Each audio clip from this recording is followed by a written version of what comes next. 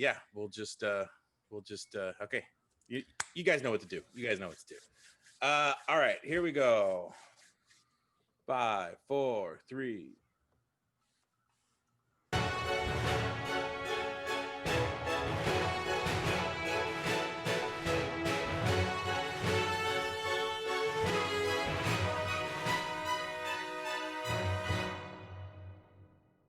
Hello, everybody. Welcome back to an Infinity Watch special edition, the WandaVision after show. And I am the Powers Cosmic Daniel Villalobos.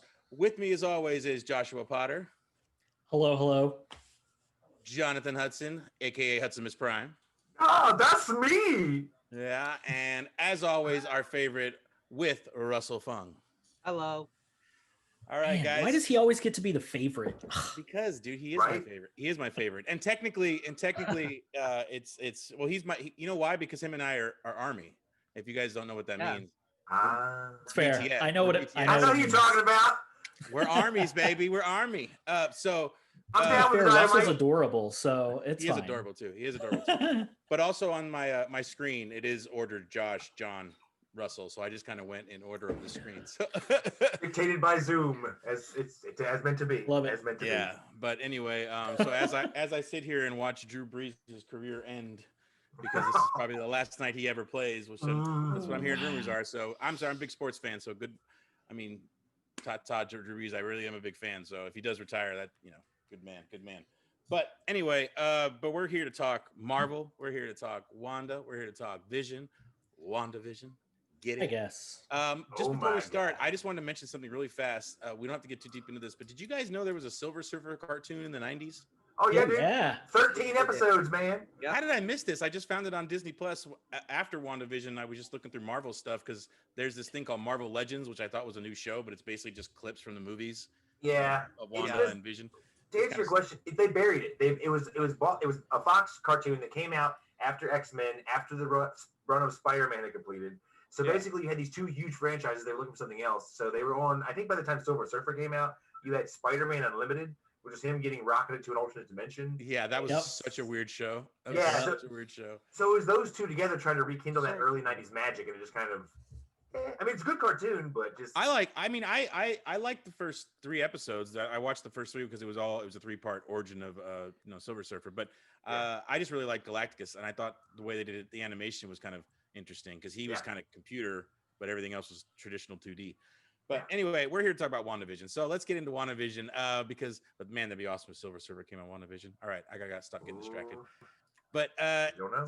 So just to let's do what John did a little off pod a second ago. I'll just go by each one of you and just a quick sentence or two what you initially thought. We'll start with Russell this time. Russell, what did you initially think? I really liked it. I thought it was such a delight. It was so much fun to watch because I grew up watching the syndicated versions of like Leave It to Beaver, I Love Lucy. Yeah, hell yeah. Yeah, and I liked watching Bewitched and I Dream of Jeannie. So like I loved how they went straight for it. It was like straight like homage to those shows. Yeah. And they played it straight too. They weren't like winking the whole time. It was played straight. And that's what I really appreciated.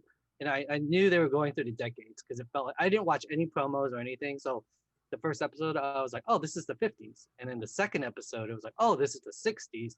So I'm guessing they're going to go through the 70s, 80s, 90s, 2000s, 2010s, and maybe 2020s. That's probably what they're going to do. That's what I want them to do.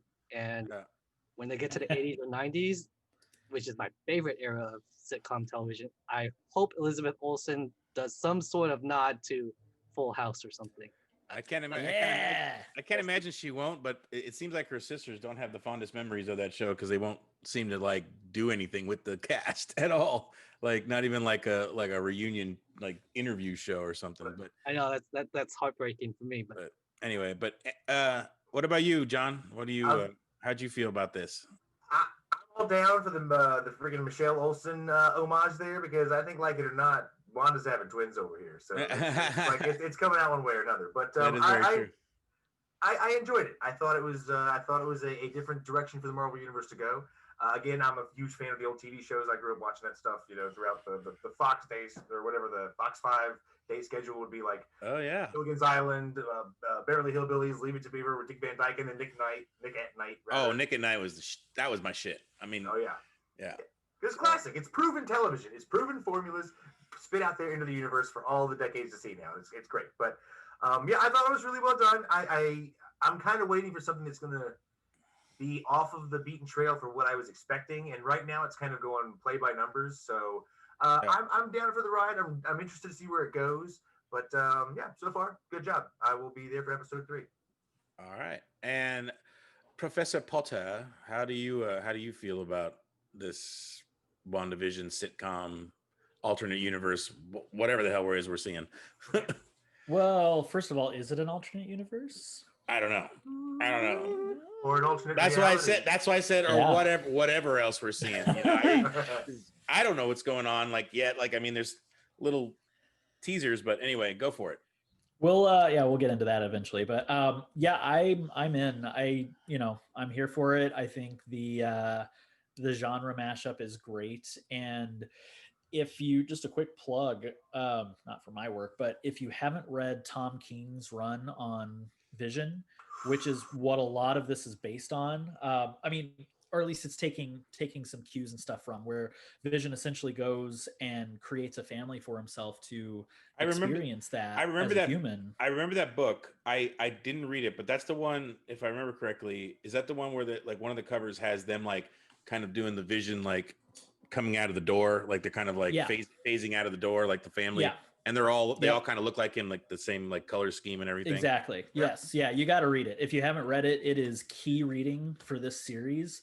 And Tom King is a fantastic writer. It's probably some of the best stuff written for Vision in his history, his character's history. So between that and House of M is the other one. If you want some Scarlet Witch stuff, which I think will tie into some of this. I think we've discussed that. We've discussed that on one of our pods before about how House of M might be a loose inspiration, very loose. Very, very loose, but they might go the opposite direction with it. We'll see. We'll get into it in a little bit. But other than that, yeah, those 2 books, if you can find trades of those, which there are trades out there, highly recommend reading those. But other than that, yeah, like what Russell and John both said, the genre stuff is great. I loved Bewitched and I Dream of Jeannie and all of those older sitcoms from the 50s and 60s. So seeing those again, but with Vision and Scarlet Witch, is great. It's fantastic. Oh, yeah. Actually, I did have one thing I wanted to add over here about that. One thing, I don't know if you guys noticed this, but I was really enjoying the practical use of effects. When they were doing the hovering plates and stuff like that, you could actually almost feel the stuff dangling on a clothesline going across the screen, like they would have done back in the day. Oh, yeah. Sorry, I just got a notice that Zoom waived the whole 40-minute time limit on our sweet, which it always does. Sounds like they knew what was good for them. Yeah, exactly. Although I swear I've paid for that, but anyway, it doesn't matter. Well, here's the thing. I guess this is going to be a full-on love fest because I also enjoyed it a lot. It was definitely weird, but I, like Russell and John, and I assume Potter, I don't remember him saying it, but grew up on watching these old sitcoms, with my mom and in general on my own, especially at Nick at Night. That's where I discovered Dick Van Dyke, and I love the little homage to the Ottoman where they walk right through it. And the whole thing is that set looks so much like the Dick Van Dyke living room. But then, I hope what like Russell said, I hope that's what we're going with this. We're going to go through every era of sitcom before we actually get to regular Marvel programming. Because I just my favorite part of the show so far is Catherine Hahn, and she's perfect as the neighbor. She's so great. She's so good in everything she does, and I'm just very happy that she's a part of the show. And also the actress that plays Geraldine too, who has other ties to the Marvel universe. I knew she's somebody. Also, the blonde girl is somebody too, isn't she? The one who's leading that whole shindig. Well, we'll get into the Easter eggs because you guys probably spotted way more than I do because you guys are all King Marvel over me. Well, at least Hudson and Potter are for sure. I think I'm closer to Russell, but I don't know. Russell knows more than I do still. But anyway, so let's start from the beginning, I guess. We'll kind of get into all the little teasers. So as the show opens up, by the way, spoilers. If anybody, this is an after show, so obviously you need to have watched the show to watch the after show. Makes sense. So the show opens up with them coming into town, rolling into a black and white town in their little car, and I can't remember. I don't know if they were just married or they got married. They were. They didn't officially get married. They were just saying they were married because they did that little ceremony later where she puts the rings on their finger. It's suggested in the opening montage credits, whatever, that because he carries just married, they're moving, but it's all part of that sitcom setup and feel. So and he carries her over the threshold and there's the joke there where with the ottoman and everything, and that's the opening, and then we meet the neighbors, and away we go, full on sitcom Marvel TV show. So help me out here, guys. Like, what Easter eggs did you spot in this first episode? First of all, there's the aspect ratio. Like, if you watch it on I watched it on a 27-inch iMac. My twin brother watched it on his big 44-inch TV, and like we both noticed the aspect ratio was 4:3. And then the sound became mono. Like if you had like your speaker system set up, you'll notice that it starts off with the Marvel logos and stuff, with the triumphant like horns and stuff, and then when it gets into the show, the stereo goes away and goes into mono. Like, whoa! I did not know. It's fantastic. It's just the visual and the audio is like straight up 1950s. I guess those aren't Easter eggs, but like to me that's like. Well, they're really going. They're really going for it because, like, my cousin had asked me, like, I wonder how this pitch meeting went for the show, and I just read about how Kevin Feige, it might have been his idea, or at the very least, if he heard it, he was like, "Yes, we're doing that," because he says, like, this is the same thing like we're talking about. These are the sitcoms he grew up watching as a kid and loves these sitcoms. So it's just, and he's very excited to do something different in the Marvel universe, which makes me excited because as much as I love the Marvel movies, I thought they were getting a little cookie cutter in the sense that, like, we kind of knew the structure of each one very easily, but it didn't make them any less entertaining. It just we knew what was coming as far as to how things were going. And it seems like Feige is really diving into giving us something different, especially with all of the announcement they've made. And I really do think he's going to take over Star Wars, but that's for another pod. So sorry, keep going, guys. Like, what else did we notice in that first episode? Hudson, did you have something? Yeah, well, literally one of the first things you get when you have the opening credits of the, them just moving into the house and her, buying it with magic. Basically, when you're looking at the animated side of those credits, you're going to start. It flushes past the Vision at one point, and he's in front of a shop counter. There's a lower section of the screen where I think you see a bone, and then right there in the middle of the screen is a helmet. The helmet design is actually pretty distinctive. It belongs to the Grim Reaper, who is a classic Marvel villain and actually is the pseudo brother of Vision, but that is literally a podcast for another day. Just know that, it's brainwaves and brotherly love. So that's what it sure seems like.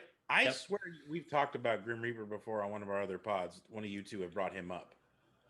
Like, that sounds familiar. Well, he is connected to the. If you had to go for like iconic Avengers villains, he's up there with Kang and with Ultron as far as how deeply he is rooted in the team, because he has deep connections to Wonder Man, he has deep connections to Vision, and by that comparison, obviously that extends into Scarlet Witch, and like I said, you start talking about. Like I said, it's a whole pod for another thing, and the whole pseudo man robot section. I don't want to get too off topic. So you don't think? I mean, I'm sorry. Maybe if Russell doesn't want to hear this, have they announced who the big bad is in this show yet, or we don't know yet? We don't know. But Okay. we already But but we already know who it is. It's this little cutie right here. that's true. Where's my finger? It's her. She's doing it. She's doing it all, man. I don't know who they're fooling. Like, and oh my goodness, that was one thing that I thought about. Like, they definitely led the audience more along the breadcrumb trail than I was expecting for the first couple episodes. Yeah. Because I know that we all love fested it, but I will say one thing that I was kind of curious about was what section of the Marvel MCU wider fan base is going to respond to these old sitcom TV shows and really adhere to those and like had that same upbringing. I mean, yeah, sure we did, but can that be the case for everybody? Not that I they're can't banking imagine. on that. I can't imagine the younger audience would be like Yeah. Here's the thing about the younger audience. You know what their classic sitcoms are? George Lopez and Fresh Prince. Yeah. The shit that we saw as teenage college age. That's what they're like looking back. Oh, that's old school sitcom. Well, no, they're way older than that. Yeah, right. So you're right, John. I was wondering about that too myself. Like I'm like, because like, well, I'll give you an example. Watching it with my cousin roommate Stevie, who I think you guys have all met. I know Potter has. He was reacting in that way to the show. Like, what the hell is this? Like, what are we watching? Yeah. Like, he did not like, even though he had seen the trailer, he's like, I didn't think this was going to be the whole show. And not that he reacted negatively, because he's in, like, he's full on in. Right. But at the same time, like, you know, he wasn't enjoying all the, like, I was laughing out loud at all the little gags that were like so sitcom-y, but they were like Marvel lines, like, oh, my husband and his metal head, you know, like, Yeah. like I'm laughing thinking like, yeah, because Elizabeth Olsen is so leaning into this whole Mary Tyler Moore style character, and she's doing it really, really well. I like Lucy almost a little bit, but it's Oh yeah, Especially when her neighbor gets over there. They totally had a Lucy and Ethel thing going on. yes, absolutely. yes, totally. And the show's well cast, like all the supporting cast outside of Catherine Hahn, obviously. I mean, she's obviously a slam dunk no matter where you cast her, but the rest of the cast is really, really good. Like everything, like even the older gentleman who comes over to their house for dinner, the boss. The beekeeper? Oh, the boss. The Oh, boss. Superintendent Chalmers. Is Yeah, that who that is? Is that who that is? Yeah, Superintendent Chalmers, that's him? Oh my God, we saw That's Superintendent insane. Chalmers get Principal choked Skinner. out. That's hilarious. That's insane. Skinner! To listen to his God. voice again. But Aurora Borealis. Localized entirely within your kitchen. But that's what I'm saying. Yes. Like even he, like he performed the role of the 50s or the 60s sitcom boss like to perfection. And then oh my God, I wish I knew her name. Kitty from that 70s show. Oh yeah. Oh Yeah. yes, Yeah. I love that woman so much. And I'm like, oh my God, they brought her into this too. Oh, I love you. Yep. I love you, Marvel. that's when things got, I think, just to kind of parse through some stuff, because I didn't notice too many other until we'll talk about the commercials in a second, the little in-universe commercials, and then the end of the episode, there's a pretty big punch you in the face logo Easter egg. Yeah. But yeah, that's the dinner scene got creepy, like, and I knew that this show was going to have some creep factor to it, not full on horror, but yeah, watching him choke to death literally. Yeah, and his wife just and laughing saying like, stop it, Yeah. stop it over Yeah, and over again. Well, I Yeah, just mentioned that. Yeah. The thing that stood out to her. She's like, because she's never seen any Marvel movie, and she just checked out WandaVision because I told her to, and then she did, and then she said, it's weird. She said it's a weird show, and she didn't get like, stop it. That did to her that something weird is going on. Oh, you know what's And- happening, don't you? Well, I'm sorry, Potter, go on. there. Oh well, yeah. I mean, I think this is where you're going to go with it. Is that literally everybody there is there against their will, and the normal functions, like if he's choking in real life, he would hit himself or do something to dislodge whatever is caught, or she would get up and perform the Heimlich, but no one is capable of doing that. They're all there to play these cookie cutter sitcom roles in this world that has been created for them, whether that's because of Wanda or because of somebody controlling or manipulating Wanda.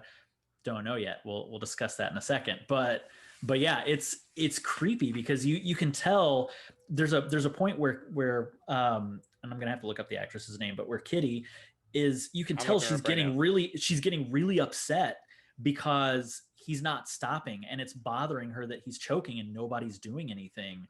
And you realize she's frozen in place. She can't do anything. So that's what's really pretty messed up about that whole scene, and really well done too. Damn it, I knew this too. Her name's Deborah Jo Rupp. but- Yep. Sorry, That's it. sorry. Yeah. Go ahead, Hudson. You were about to say something. No, I was gonna say the extra layer of effed up to that entire scene is the fact that Wanda's causing it, and what the reason that the tell of that is when I saw that scene for the first time, I was watching it, and she very clearly goes from talking to her husband to talking to Wanda and telling Wanda to stop it because she's the one choking him. She's in a trance, and even the Vision's watching her. No one's allowed to do anything until Wanda says, "Vision, help him up." And it was only when Vision was given the command by Wanda that scene was able to divert. So it's like one of those nice little bits of red meat that you get thrown into these classic sitcom tropes that I think is really going to pull the audience who is kind of like, what the hell is this, through the entire series. So, but yeah, I think that she's totally, like you said, there's a group of people that are there against their will. I think Wanda literally went batshit nuts after she lost her brother, lost the Avengers, lost 5 years of her life, and then lost her husband, robot boyfriend, toaster button thing. I don't know. And so now she has basically just moved to this town in the middle of God knows where, set up shop. This is, again, my theory, but she set up shop, has encased this town in whatever this reality sphere that is to her whim, and the people that are trying to contact her and get into that sphere of influence are SWORD, and they don't know what's going on because they don't realize that she's going cuckoo for Cocoa Puffs. Okay, remind me again, guys. What does SWORD stand for again? It's sentient world observation, and I forget the R and D. Is it recon or resistance? Or recon something? and defense or something? I'll look it up right now. Yeah. We did pretty good. We got 3 out of 5. That's basically the space version of SHIELD, right? Yeah, more or less. It's like if SHIELD was the FBI, SWORD is the CIA. Essentially, they deal with extraterrestrial threats mostly and that kind of stuff. Pretty good analogy, yeah. Here we go. Sentient weapon observation and response division, but I think they changed it to sentient world observation. Yeah, sentient world observation and response department. Yeah, that's what I thought it was too. So yeah. All right. And that's first introduced in Astonishing X-Men Volume 3, number 6, created by Joss Whedon and John Cassaday. Yep. Oh, really? That late in the run? Interesting. So Yeah. also it debuted in the Marvel Cinematic Universe at the end of Captain Marvel, right? That's where. No, at the end of Spider-Man, actually. Yeah, Far From Home. Spider-Man. Yeah, Far From Home. Yeah, because Fury's up in space on the station with the Skrulls. We're assuming that's that's Captain SWORD. Marvel. That's Captain Marvel. Was it Captain Marvel? I thought that was at the end of Far From Home. No, that's Captain Marvel because that's when we find out that that Captain Marvel's been a Skrull. I mean that Samuel Jackson's been a Skrull the whole time. Yeah, but he was only a Skrull in this. Well, presumably he was only a Skrull during the events of Spider-Man: Far From Home. Because the interviews talking to the dude and be like, "Oh, I don't know why you didn't just come down here and give the kid this thing yourself. I mean, you could have done it." Yeah, you're right. That was Spider-Man, not Captain Marvel. He's like, "You're ruining my tan. Shut up, you green skin." You're right. I totally forgot that's when that happened. I forgot. My bad. Yeah. All right. So, yeah, we're pretty sure that's SWORD. I mean, I don't think there's anything else it could be. Yeah. And the logo's all over the place. Like it's on helicopter. It's on the helicopter she found in episode 2. Yeah. It's on the little notebook they're writing in there at the very end, which I think it's weird to be watching a TV show that somebody else is projecting. I don't know how the hell that machine works, but I mean, there's weirder shit that goes on there. But the names of all the people that are in the credits for the episode, they're actually not the real. They don't sync up with the actual director or writer of the show. The first one, director A. Brown. I think A. Brown, if I'm not mistaken, maybe you guys know this. A. Brown is a character from the Spider-Man Homecoming in 2017, if I'm not mistaken. But that was the only one that I could find any kind of connection to. So wait, interesting. Wait, okay, so you're saying that like it's names of people within the Marvel universe because I mean the show obviously it says starring Wanda and Vision. It doesn't say starring Elizabeth Olsen and. Yeah.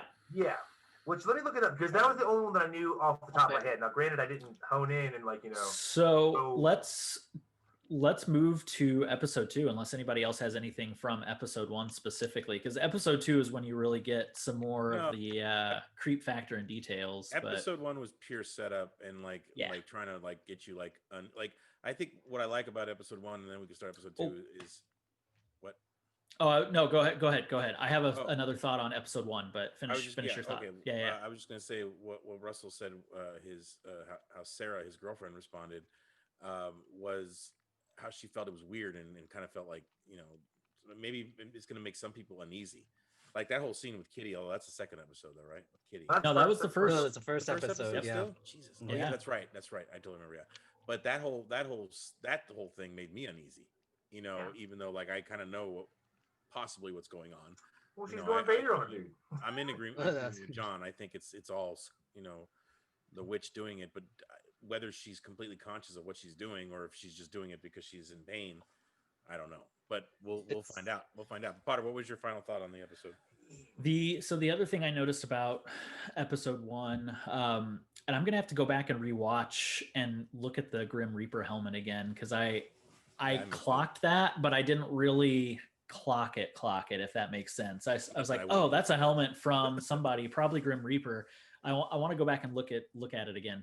Yeah, they threw out this so early. It's like I did the same thing. I had to go back and catch it on the pre-bounce when I was watching other stuff. So, yeah.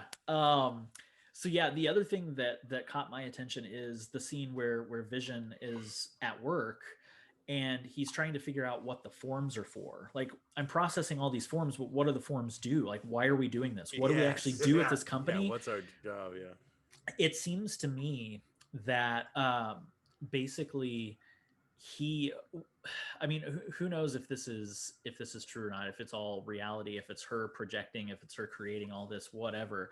But in that moment, it was almost like somebody was trying to access Vision's internal memory or CPU or, you know, processors, whatever, because he's doing all of this work and doing all these figures and doing all these forms, but then he starts asking questions and everybody shuts him down, essentially. Like they stonewall him.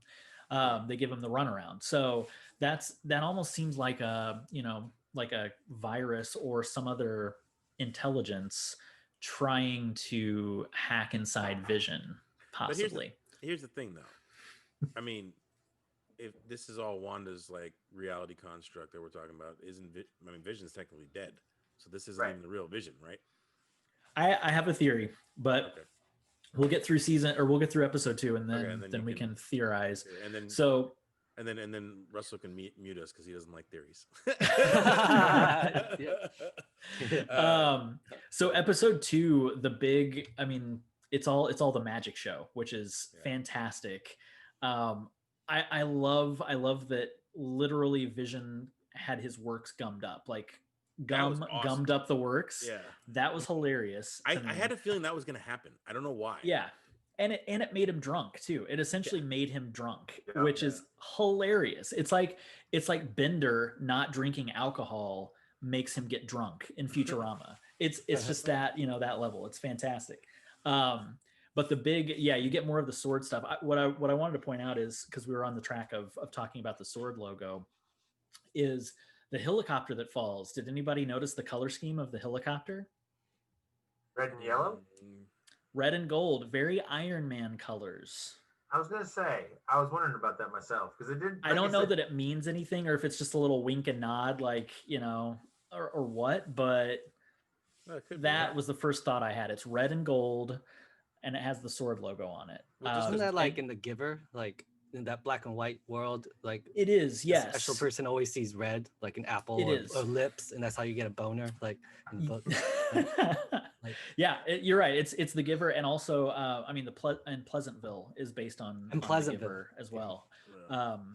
So that is absolutely what they're doing in episode 2. I'm glad you brought up The Giver, Russell, because I would have forgotten about that.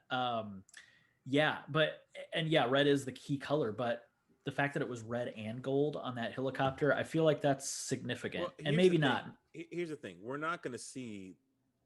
Okay, just because Tony's no longer in the world doesn't mean we're not going to see either Iron Man again or his armor. You know, obviously War Machine's going to come back.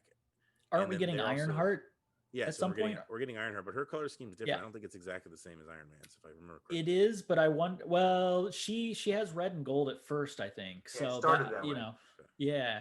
Yeah. So maybe, who knows? I mean, this is potentially far enough in the future. Maybe she's figured her stuff out, and that's a little nod to what's coming. I don't know. It was just because it was red and gold and not just red. And it was even candy apple red, like race car red, like what he paints in the very first Iron Man movie. Again, maybe it's just a throwback, like a little like, hey, here's the little Iron Man thing. This is how we started this whole crazy MCU. You know, But they maybe don't we're putting too much weight on it, but I don't know. They don't usually do stuff like that on accident. So, but we'll see. No, I agree. Or without thought. But I thought that was should say. interesting. I should say without thought. They wouldn't like. I don't know if they just put it in there for a nod. But anyway. Yeah. The other thing I wanted to talk to you guys about with episode 2, and we can talk kind of the whole plot, but the plot is basically them getting ready for this magic show and then doing the magic show. The thing that creeped me out in this episode is everybody constantly saying it's for the children. And the first couple of times I didn't think about it, but once you got to the actual magic show, I started thinking back through episode 2 and episode 1. I don't think we've seen any kids in this town, have we? Like there are no kids so far, which is weird. So why is it for the children if there are no kids? So something else is going on, I think, not necessarily just Wanda going nuts. I think there's more to it than that. Maybe she's not nuts enough to mess with kids. Well, no, that's why she's not brought into their reality. I do think it has something to do with the fact that even though I believe this reality is a construct of Wanda's imagination, I do believe that she's being breadcrumbed through a rapid advancement in her power set. And the reason I think that is because when you watch throughout even just these 2 episodes, she's already expanding on what she can do with her telekinesis as we speak. She's already crossed that line between going from just being able to move stuff around on a large scale and literally have stuff appear or change out of thin air. Like she's already doing stuff where her one dress, telekinetically, you move the molecules around, blah, blah, blah, oh, it's a new dress, which is huge. Like you're starting to move this shit on a molecular level. And the pièce de résistance of that comes at the end of the first episode, where that is the first time we actually see her create something out of nowhere, which is the wedding rings. And she is encouraged to do that by Vision. Like you were just saying there, everything for the children. I think, I don't know exactly what the connection is, but Agatha Harkness, I think, is somehow spoon feeding her through these powers. They're having her slowly create bigger and bigger things till now, at the end of episode 2, spoiler alert, she's got what I presume to be twins in her belly somehow. So she's creating And stuff. who are those twins, John? They're 2 chunks of Mephisto's soul. But they are 2 of the Young Avengers. It is Tommy and what's the other guy's name? Wiccan is one of them. Is that Wiccan? Yeah, that's Tommy something. What's the other guy's name? Isn't it? Yeah. It's Wiccan and the Quicksilver guy. I think his name's Speed, which I think is an awful name for a superhero. But what do I know? Well, especially when you name yourself after a narcotic, you kind of. I mean, DC has Speedy, so yeah, but they threw Y on it. And who also got into heroin? Speedy did. But exactly. Yeah. Here's the funny thing. Here's the funny thing is you think like along now, like I mean he came into being what in the 90s. That character you're talking about? Speedy? The twins? No, Speed. Oh no, they came into play. They were actually constructs in the 80s during the I think 80s? It was the Burn run on and during the Burn run on West Coast Avengers. Because I was just thinking you could come up with something more imaginative than Speed. All right, let's see. He's a fast guy. Oh, Speed, that works. No, the Young Avengers, they're like 2005, 2006, something like that. Yeah, that's what I'm talking about. I thought you meant the original twins, because the original twin storyline that those characters develop into. But that was name in the 80s. But that name was given to him in the 80s, though. Speed. No, that was given. That was the new character, because he was still a baby in the 80s, so he didn't get a name until 2006 or so. Well, then I am judging those people for not coming up with a better name than Speed. Yeah, you should. They were goons. Well, they had to change the name of the one guy from Asgardian because he's predominantly homosexual, so you got to be careful there. So Wiccan it was. Wiccan. Yep. So I want to talk about Agatha Harkness with you, John, because that is a character that I came up with. The alternate to that is also Morgan Le Fay. Possibly, because Morgan Le Fay captures Scarlet Witch at one point. and does freaky deaky powers type stuff to her, being that she is a mystic and sorceress and everything too within the Marvel universe. Game of But Thrones Avengers, Game of Thrones Avengers, Game of Thrones I know. Avengers. I'm leaning more towards Agatha because Agatha Harkness is blonde in the comics. And who do we have that's a blonde queen bee in the town? Now, we get that moment of her like, who am I? Why am I here? What are you doing? You know, what is this? So I'm not sure that it's the, you know, queen bee leader of the town, but they put special weight on, if you want anything in this town, you got to get on her good side, on Dottie's good side. It's Dottie. Right. That's right. So maybe, I mean, Dan already said like the blonde chick is somebody maybe. So maybe that blonde woman is Agatha Harkness in disguise. I think it's the neighbor straight up. Oh, you think they're going with the neighbor? Oh, like, you think if it's not the star of the show over here, oh my God! Like that's fair. Like, you want this huge dinner I just had laying around because I'm a '50s housewife? Let me perpetuate the story for you. That's fair. That's a good point too. Yeah. Pot needs to be pushed along. Here I come. And I love that she's a horn dog. Like that's. Like, yeah. I mean, Catherine Hahn probably added that. It's like, Stephanie's mom. Come on, Here's Stephanie's mom. That's just the way. That's the way the part I would play it. So. Here's the other fun little bit of Agatha Harkness factoid that'll get you guys thinking, and Hudson probably already knows this, I'm sure, but Agatha Harkness became a governess at one point and tutored children. So there is no reason why they couldn't back sell this, that she was helping tutor both Wanda and her brother while they were part of Hydra, possibly. Also, Agatha Harkness eventually was contacted by the Fantastic Four to have her watch their newborn baby, Franklin Richards. So maybe this is a way we get the Fantastic Four tied in a little bit too, or maybe there's just little seeds being planted here and there. Are you saying that Marvel Universe is going to bring in the Fantastic Four by tying them together by a nanny? No. I'm not saying that, but there are some connective threads. I'm just saying, like, she has ties to, you know, to Wanda, to the Fantastic Four, to several other things within the Marvel universe. So yeah, it'd be interesting to see how that plays out. Also, I'd love to see them bring Mephisto into play finally within the MCU. I don't think he's that far away. I don't think so either. And that could be a way we get the X-Men as well. Maybe there is, you know, making a deal with the devil, deal with Mephisto, and the X-Men come back, or, you know, spring in, or who knows. I mean, there are multiple possibilities. Was I talking this with you guys about that?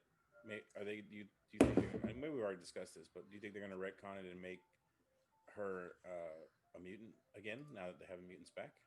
Oh, dude, they already did. They did? Yeah.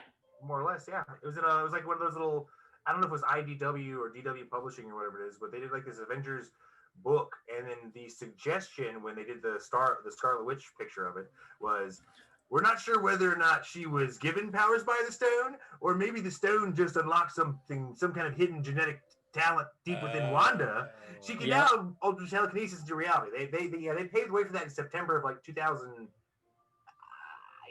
I want to say. If you guys should go back into our videos, there's a video where I called the date that book was published, because I had read that stat before I came to do the podcast. I was so excited. You guys might have mentioned, or one of you guys might have mentioned that as a possibility that the stone unlocked. I know Hudson and I discussed that on pod at one point, because the thing is, they couldn't say mutant at the time because they didn't own the X-Men yet. But now that they do, they can say, oh yeah, but see, remember how we said that the stone, did this, but that just unlocked. They can totally lean into it now. But the word mutant existed before Marvel, right? but Fox owned it. Fox owned the film rights to mutant in association with the other properties. So that's why it was kind of like a handcuff. Yeah, it's kind of like So they own the word in regards to Marvel. Okay, they did. Hence why we got two versions of Quicksilver. That's, X-Men did their version, and then we got the MCU version. I like both. I'm actually really sad that. Yeah, same. His brother died, but it obviously sets up where we're going. Yeah. Well, do you think? Wait, he's gonna come back, right? He's got to come back in this fake reality here. Come on now. Well, have you heard the rumors about that? No, I haven't heard anything. Russell, you anyone? want to put us on mute? Should we, I was about to should we say Russell to earmuff it? Russell, earmuff it! I want to give you a quick heads up. These are just rumblings. This is in no way confirmed. But Russell, do you want to put us on mute? Let us know for there. He took his headphones off. Perfect. He did, Okay. Yeah. Okay. So, guys, what I found out was apparently Quicksilver will be making a venture into WandaVision here shortly, but not the one that you think. In order to set up what's to come with the multiverse, it's going to be Evan Peters, who is the Quicksilver in X-Men, man. They're going to do it. Yo. They're going to bring X-Men dudes in and not Hugh Jackman. I'm a little bummed, but you know what? I think there's always a secret word for that later, so we'll figure it out later. I have that. All right, let me see if Russell gets his. Okay. Put it back. You're good. You're good, Russell. You can bring it back on. Okay. All right, you're good. Oh, hey, he's back. Yeah, right. Hey. All right. So anyway, what John just said. No, I'm just kidding. Yeah, right. No, I enjoyed watching him be enthusiastic and talk about it. I could hear the mumblings of it. Yeah. It was so really fun. animated. Anyway, Thank you. so Here's something episodically that we can discuss because it's a Scarlet Witch power thing. So again, this episode had a lot of fun little things, but it was another kind of setup episode. So I think we'll have more to discuss week by week, in the weeks to come. Yeah. But one of the other big displays of power by Wanda is at the end of the magic show when suddenly she's not in the box. And something has to be in the box because the people want to see what's in the box. What's in the box? And she teleports Geraldine from backstage into the box. That's a pretty big power increase too, if we're talking about power levels. Yeah. Also, do you guys know who Geraldine is? Oh, you mean Miss Rambo? Actor? Yep, Miss Monica Rambeau. Who eventually takes over as Captain Marvel in the comics and all that.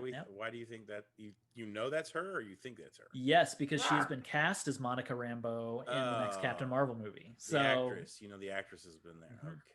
So we know that it's her in disguise, which is also why the interaction between her and Wanda during the planning party, the committee planning party, is a little awkward, and she kind of stutters with, "I'm Geraldine." She has to kind of come. It's like she's coming up with the name in the moment.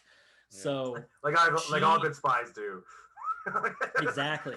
So that's another thing to discuss then, or at least to kind of take note of. She's gotten through whatever bubble Wanda has created, or if it's Agatha Harkness or Morgan Le Fay, or maybe it's Ultron coming back too, because there are rumors that he might come back into play somehow. But everybody but me hates. I don't know about that. I love Ultron. I liked Ultron, and I liked Age of Ultron. I thought it was fine.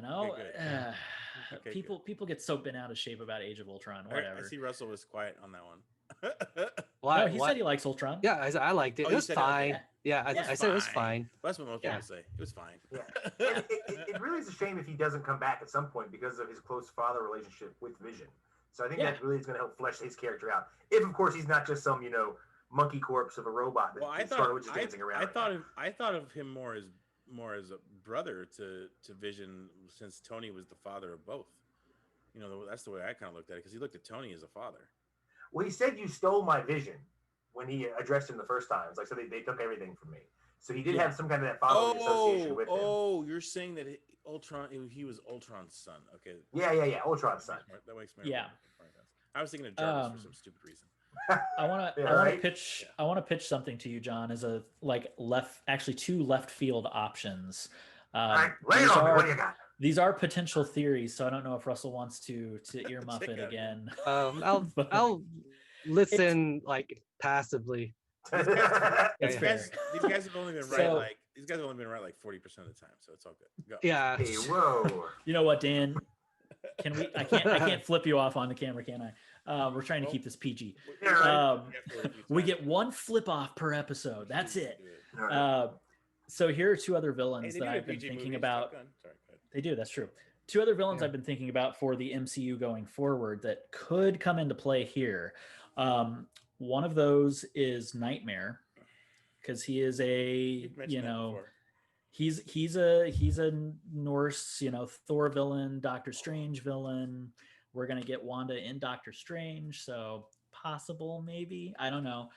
Also, I would love to see Arcade have something done with him, because Oh, Arcade creates yes. Murder World. He creates all kinds of fake realities for people to inhabit. So Yeah, Arcade's I cool. don't know. He doesn't have ties to Scarlet Witch the same way Agatha Harkness and Morgan Le Fay do, but Arcade is coming. I know he's coming. John If you're wants to gonna- explode. John's gonna Oh, explode. if you're Let gonna him do go. Arcade, you gotta do Mojo. You gotta do Mojo. Yeah, Mojoverse. Mojo is Yeah. a TV villain. And he grabs Yep. people from everywhere. Like, come on, let's do the Harvey Weinstein. We'll cast him tomorrow. It'll be fantastic. We'll get this rolling. We can make this work. People will love it. Here's the other left field possibility Dude, too for all of this. No, you cast Jonah Hill as that fucking guy. If you want to do the Harvey Weinstein. Oh my god, that'd be As amazing. Mojo? As Mojo. Yeah, let's Oh do my it. god. Oh, after Wolf of Jonah Wall Street, Hill. he'd be perfect. Oh, He'd be Let's awesome. do it. Bag. I He's back love to it. being a big boy again. So Right. Yep. What if, okay, here's the other crazy idea, and I'm not buying into this, but it just struck me as, if we're going to eventually get X-Men sprinkled in, we know about that other thing we talked about that Russell muted us for. What, I didn't mute. What- I just like listened kind of from far away. That's He's fair. in the other room. That's fair. Basically. What if some of this reality warping stuff has to do with Xavier too? And this is a way to bring Professor X into the world as well. I want to believe. I I thought of like that idea. Especially with Magneto being the kid's father, that we'll find out about later. I love that idea. Yeah. Yeah, it could be interesting. I also, here's the other I'm going stream of consciousness now. I'm going to ramble, and we need to wrap this up. But if they bring in Morgan Le Fay has ties to one of my other very favorite superheroines in the Marvel universe, and that is Jessica Drew, Spider-Woman. Also, Oh, yeah. Jessica Drew has ties to Mount Wundagore. We get a little bit of, I think Sokovia is basically the MCU version of Wundagore. So I don't know. Maybe if they go that route, they could pull in the Spider-Woman ties and everything else if they go with Morgan Le Fay as a setup. And you could also, then you get some more Hydra stuff, because we didn't even talk about the commercials too. We get the Strucker watch commercial, and we get the Stark Industries toaster, which is I figured we dedicate the last few minutes of the show just to the commercials. well, let's talk about it now. So anyway, that was just my other I just want to left say field one thing kind of about, thing. Well, I just want to say one thing about your left field thing, and then we'll do the commercials and then get up out of here. But if they do Jessica Drew, you are going to see Potter bounce around the room like he's Spider-Man. Like he probably hasn't sprung this on his wife yet, but I guarantee you he's going to pitch the name Jessica for their first kid if it's a girl. So I'm just saying, possibly the whole Jessica Drew Potter thing. I wouldn't doubt, but I mean, here's sorry, the thing. Elaine, if you're listening. She's British. She's got a crazy, origin story. She's awesome. Hydra for a little bit, and then she turns good. Then she becomes a detective. She has a cartoon too on Disney+. And it's great. I didn't know It's she had a great. cartoon. But it's older too. Yeah, it came out after Spider-Man, I think. Like the early Spider-Man cartoon, not the 90s cartoon. Yeah, because it came out right when that got popular in the 70s at some point, because you see that there was a big push for her, because she even showed up at some SNL skit. I think it was for a Superman funeral or something like that. Spider-Woman shows up as one of the attendees or something like that. So you can tell how prominent she was at the time. And they had like Hank Pym, like Silver Helmet Ant-Man show up there. John Belushi was the Hulk, I think. So they were really going ham with that. But I will say this in reference to that, Mr. Potter. I do think you're onto something, especially considering that I can't confirm it, but I know Madripoor is somewhere in the MCU's future, and that's what she set up that detective agency. So I don't. Oh my goodness. Well, and if we're getting Secret Invasion, which we're probably getting Secret Invasion, she ties heavily into Secret Invasion as well. Wait. She and Captain Marvel are huge friends in the comics, along with She-Hulk. We're also getting She-Hulk soon, so I'm telling you, she's coming. She's coming at some point. Is it Secret Invasion or Secret Wars that the Brewster brothers said they'd come back for? Secret Wars. Secret Wars. They come back for Secret Wars. Because Secret Wars is when you grab all these characters from across the universe, and I think if I were in the MCU, I would do it the way that the Spider-Man animated series from like 1995 did it, where you basically pulled them from the multiverse as well. Well, kind of pulled them from the multiverse, He just kind of grabs him from the planet, but I think that's what they're going to go for this version of Secret Wars, just so you can have Robert Downey Jr., Iron Man, Chris Evans, Captain America, despite who may be filling those roles in the MCU at the time. Yep. That's what I would think. But I hope so, man. That would make me very happy because you know me, I member berries are my favorite food. Oh yeah, hey, man. They're so sweet and delicious. Exactly. I always It remember was Star Wars. I always remember TIE fighters. I always remember Wookiees. Yeah, all right, do Potter. you? Let's roll right to the end of it here. What? Well, wait, do we think the commercials have any other significance other than just being fun little in-universe commercials? Why don't you quickly run through the commercials? Like, because I can't remember all of them. So we get the essentially the toaster, which is the perfect Stark toast both sides. It's very 50s. I remember that one. And then we get the Strucker watch. And yeah, I don't remember that one. What was Strucker was the guy that had the twins. I know you know who he is. Yeah. I know Okay. who he is. But I said I don't remember the watch commercial. The was that commercial. in the second episode or was that in the It was the second episode. Okay. Yeah, it was second episode. It was a little weird because it wasn't, when you went into it, it was spent about 15, 20 seconds of them doing, that all fart sniffing, fucking like, when she's like this, and then I do this, and then I'm going to talk like this. And so, but basically you didn't even get into the watch to the final like 15 seconds. But then they go like zoom in, it's like, I got my Cassie, or whatever the fuck it was. And then you see the little Hydra symbol and you see, I thought it said Doom, but I wasn't sure. Like I for a second I thought it said Hydra on one side and then Doom on the other. And so my nerd sense was tingling a little bit, but I went back and checked it. I don't think that's what it said. So dang. It didn't, because I would've want them caught to that. save Doom. Yeah. Don't use Doom too early. Build to Dr. Doom. Russell, what did you say? Oh, it didn't say Doom because I would have caught that too. Because I looked at it. It didn't. Okay, have. good. I think it was Good. a serial number. It's like DCM1 or something like that. And I was like, oh! So that's what it was. They haven't in the whole at the Disney investors meeting, they didn't announce the X-Men, but they did announce a Fantastic Four already. Right. Yes, So, they did. Yeah. we But I might want start seeing- Mole Man. I want some Kirby no. monsters. I But don't want Monster Doom. Island. Here's the thing. Yes. I don't mind if you bring in, Victor Von Doom before he turns into Doom, unless you guys don't want that at all. Unless you want him already in the helm. Not unless I brief- can see him get scarred. I want to see something gross. Yeah. I want to see like weird, like metal on skin. Like I want some mentions of Latveria sprinkled in here and there, like some more mentions of that. Kind of like how we got mentions of Namor in Wakanda. Endgame. And now we got like name drop Wakanda early on. Yeah. Exactly. And So, the UN's going to show up at some point. Give Latveria a seat next to Wakanda or something like that. That'd be nice. Oh, that's just rude. It's a Doombot just sitting there. Yeah, right. Yeah. All pissed off and shit. Like, Dr. Doom? No, it's just a Doombot. I It'll wanted to be- get my batteries charged. It'll be like the Senate chamber scene in Star Wars, where you see some of the ETs and you see the Wookiees and you get all these other little cameos and Easter eggs, and it's just a Doombot sitting there. I love that. That's totally like the way to cheat. Like in every comic book, there was a way in the old days with Iron Man and Dr. Doom. It's just like, oh, they killed Iron Man, and then they reveal in the next issue, no, it was just the iron, or it was just the armor. It was just Oh, the no, suit. it was Yeah. just a Doombot. Yeah. It was just Iron Man's Whatever. armor. Oh man. Yeah, exactly. Yeah. Oh, but the man's dead. That's okay. It's not Iron. It's not Tony. What? It's a red shirt. Ah. It's a red shirt. Right. All right. So Well, I did notice one thing about the commercials though that I thought was interesting. Oh yeah. As far as their the logo for the toaster was like forget the past, the future is now, and so that seems a little suggestive. But the main thing that I thought was, if you look at who's making these items, I think it seems to be kind of following a trail of prominent characters that Scarlet Witch met in the MCU. Her first inclination was talking about a Stark missile almost shot her to death in an apartment building, and then the next person she meets in prominence is William Strucker, who doses her up with the stuff. Now you watch in episode 3, there'll probably be another commercial. It'll either be something for Ultron or something for one of the Avengers, maybe Hawkeye or Captain America, and then that would continue that theory. I don't know what the fuck that means, but who knows? what if it's like one of those Captain America PSAs? Oh my God, I'd love it. I'd love it. That'd be so great.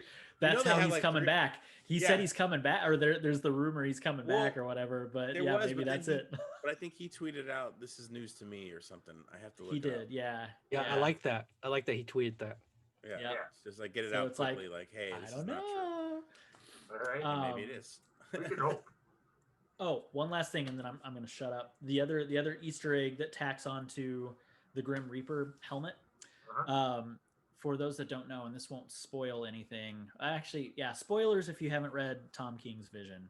The Grim Reaper kills Vision's daughter that he makes in like the first issue or couple issues or whatever. Like it's a whole thing that sets that whole story on a It's early. quickly like more and more downward spiral. Yeah, so he's kind of a big villain within the first, I think it's the first like 5 or 6 issues of that series.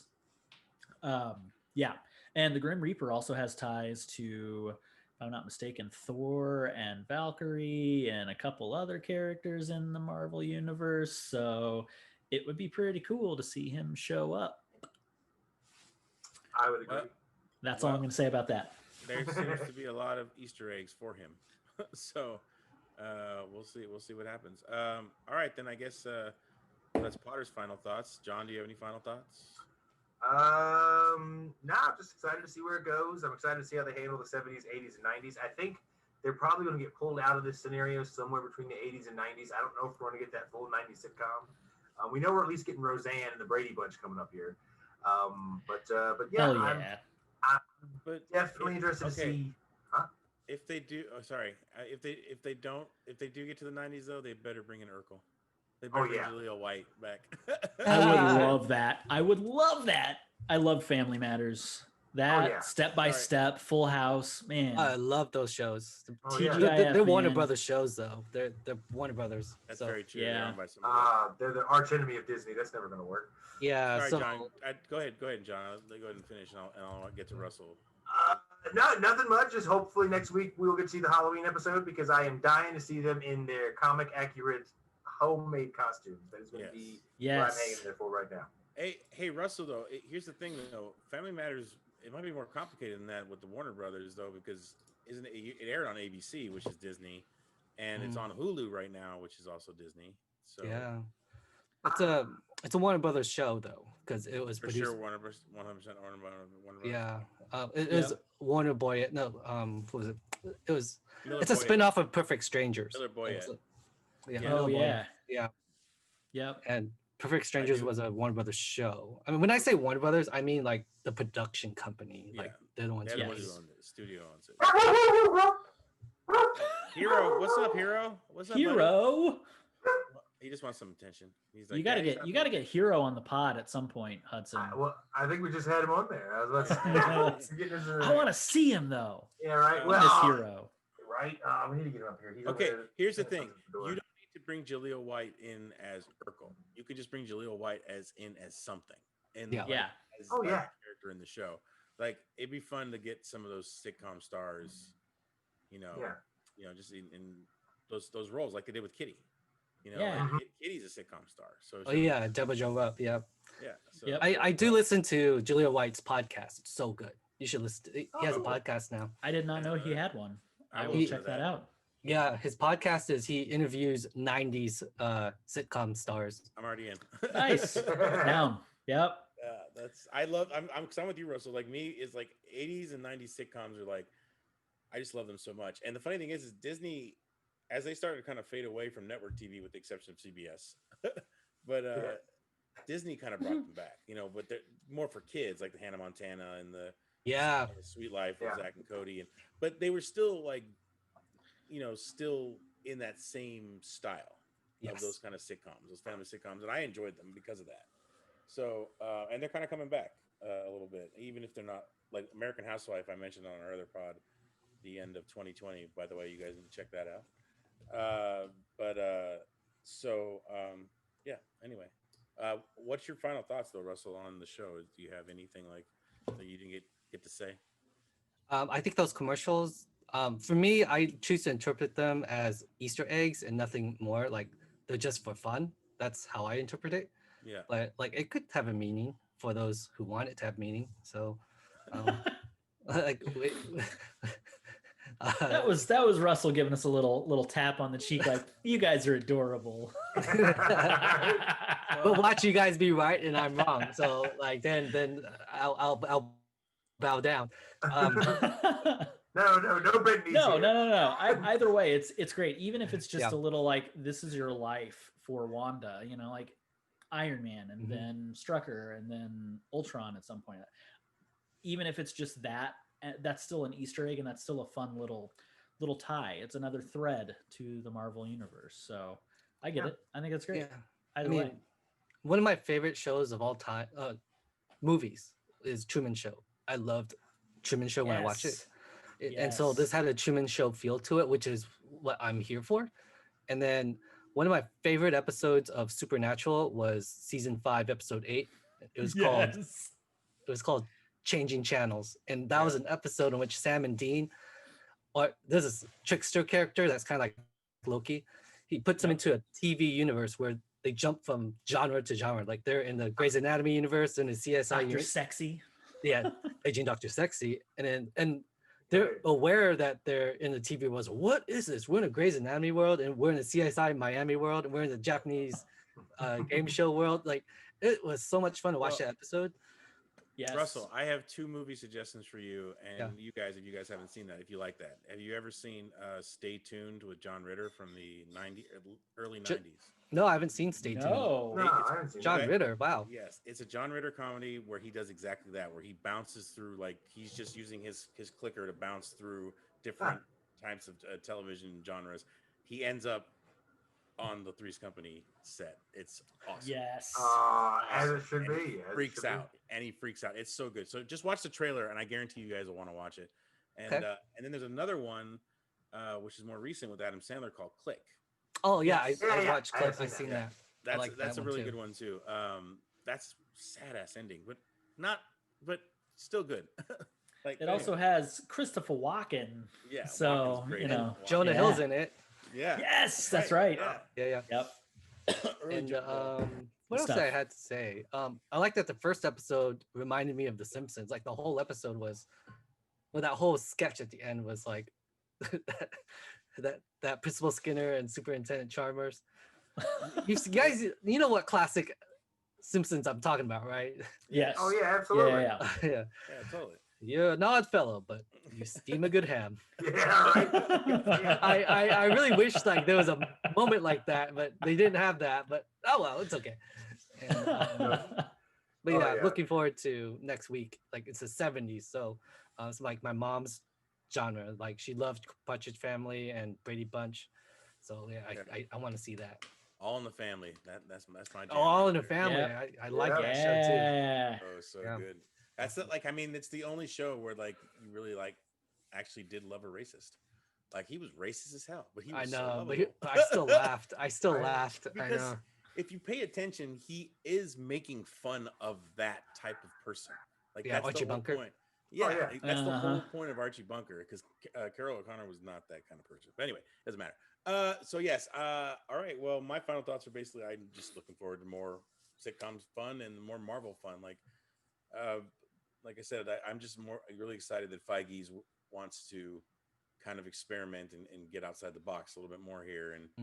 And yes, in order for Marvel movies to keep continuing, because I think they will. I think Marvel movies are going to keep going for a very long time. You know, endless amount of characters, 5,000 characters. You know, there's one thing I do want to say about this show, which is you can't air a show like this on broadcast TV or cable TV, because with this show you can actually expand the runtime to it. So you could expand it from like a 30-minute sitcom into a show that becomes like a 45-minute drama and play on that. So there's so many possibilities you can go with this show. I know it's only like 9 episodes, and it's probably just it's 12. one. Somebody told me it was 12. Yeah, it's 12 with an average of about 30 minutes each. Some go a little over, some go under. That's still like, I mean, the Mandalorian is only like 5 minutes longer than that, maybe. Yeah, and 10 episodes. Yeah. It's only 10, no, it's only 8. 8. That's right. Sorry, 8. Yeah, you're right. So we're getting 12 here. But anyway. Oh, I didn't know it was 12. Ooh, nice. 12. Yeah, that's what somebody told me, and I was like, I looked it up. And it's supposed to be a 6-hour MCU movie. Yeah. So that expands it so much. Oh my god, I'm so glad this is the first show. Like Winter Soldier and Falcon. I mean, I wanted to see that too, but this one is what I truly wanted to see. Yeah. This feels like such a nice creepiness aside with these episodes here and there, it's just such a nice welcoming back to the Marvel universe after a hiatus. We didn't get the Black Widow movie yet, and they're sticking to their guns, and they're going to release it in theaters. There was supposed to be another movie we were supposed to get too, right? Eternals. We were supposed to get Eternals. Eternals. Yeah. Yep. Eternals before this. Yep. Okay. So, but I'm part of me is like I hate that we missed those two so far. I know we're going to get them obviously, but this is the other part of me is like, this is nice. Like it's a sitcom, it's a family, like warm feeling kind of thing. And then you peel back those layers and it's like, oh, there's something creepy going on here. This is, oh God. And then you realize this is the MCU. This is fantastic. So it's just so well crafted. I think that's the word I'm looking for is it's well crafted so far after 2 episodes. I agree. I'm very excited where we're going with Marvel TV. So it seems like it's going to be. This is where they're going to experiment. If they don't experiment with the movies, they'll do it with the TV show. We're going to get out of here right now, and we don't have to dwell on this. But there's a little bit of Marvel news with the sense that Charlie Cox was seen on the Spider-Man set. Yes. Yes. Oh yeah. The whole theory about that people have had about Matt Murdock representing Peter Parker in the next movie is probably. Did we not call that? We called that on a pod. Like, yes, we did. That brings me joy because they really could have recasted Matt Murdock. Yeah, but they didn't because they already had the perfect one. Yeah, yeah. God, like Charlie why Cox I go with is so good. Yeah. It'd be different if he did it 20 years ago, but he just did it like 3 to 4 years ago. Yeah. I hope they keep John Bernthal as the Punisher as well. They will. Oh yeah. They will. No, people loved him way too much. Like that was by far the best iterations on screen. And Thomas Jane was fun, and I like Thomas Jane's, but absolutely, yes. Yep. I would love to get, if we get a little bit of the multiverse of madness kind of thing, if there's a Punisher moment, I would love to see Thomas Jane back as the Punisher in that context, just because I feel like he kind of got the shaft in a sense, but John Bernthal too. Also our favorite, one of our favorite actors as the Kingpin. I hope they don't recast the Kingpin. They won't. They're No. not going to recast anybody from the TV shows. I guarantee. If they do anybody from those Netflix TV shows, it'll be who we already have. Guaranteed. That's good, as it should be. Yeah. Yep. But anyway, all right, we're gonna get up out of here. I just want to say one last thing. Happy birthday to the great John Carpenter. I'm wearing David Lopan here on my shirt. Troublemaker. One of the best Carpenter movies ever. Yes, and John. That and The Thing are my top 2. He's so good. He's one of my favorite directors ever. Like he's so good. But anyway, so it's for another pod. Yes. I definitely think we should discuss John Carpenter on another pod and early. I don't want to do it in memoriam. Is that how you say it? Jesus. He's still young. He's fine. Let's do it soon. I know he's still making movies, kind of. Anyway, Yeah. he still works. Anyway, all right. Let's get up out of here. I am Daniel Villalobos. With me as always, Joshua Potter. Meet us next time, Merry Marvelites. Jonathan Hudson. Goodbye now. Goodbye. Kurt Russell Fung. Excelsior. Love it. All right. We'll see you guys next time on the Infinity Watch, powered by the Way We Nerd. Bye, baby.